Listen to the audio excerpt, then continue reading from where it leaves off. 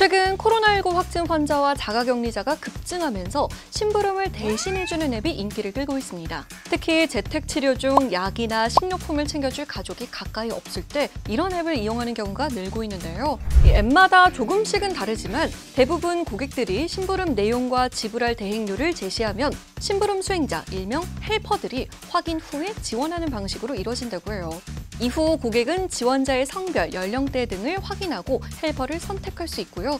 헬퍼 지원자와 채팅을 통해 간이 면접도 할 수 있다고 해요. 이런 심부름 대행 앱은 코로나19 확산 국면에서 눈에 띄는 성장세를 보이고 있습니다. 21일 구글 플레이 스토어 기준 심부름 대행 앱의 다운로드 횟수는 애니맨과 급구는 50만, 해주세요와 김집사는 10만에 이른다고 해요. 2008년부터 심부름 대행 서비스를 제공해온 애니맨 측은 코로나가 본격적으로 확산한 2020년을 기점으로 매출과 이용자 수가 약 1.5배 이상 늘었다고 밝혔습니다.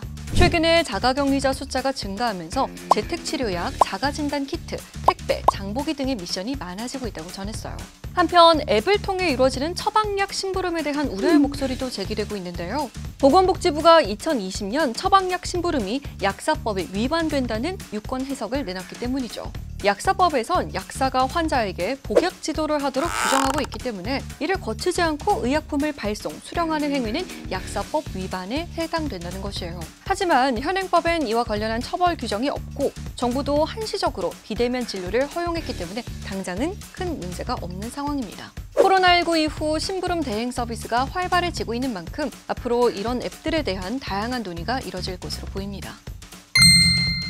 러시아군의 우크라이나 공격이 계속되고 있는 가운데 수도 키이우의 주택가와 쇼핑센터에는 거센 폭격이 가해진 것으로 알려졌습니다. 폭격이 가해진 지역엔 커다란 폭탄 구덩이가 만들어져 주변 주민들을 불안에 떨게 했는데요. Зараз мета агресора, мета орків, наше рідне місто Київ. Але цього не вийде. Українці не лякаються.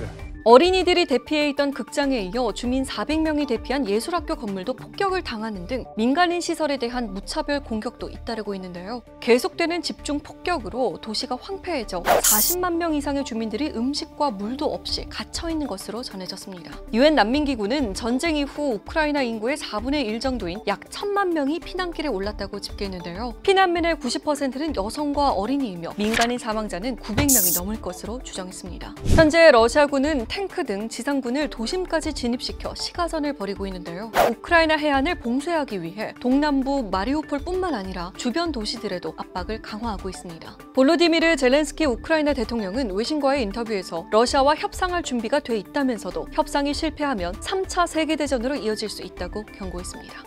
The possibility of talking to Putin, but if these attempts fail, that would mean that this is a third world war.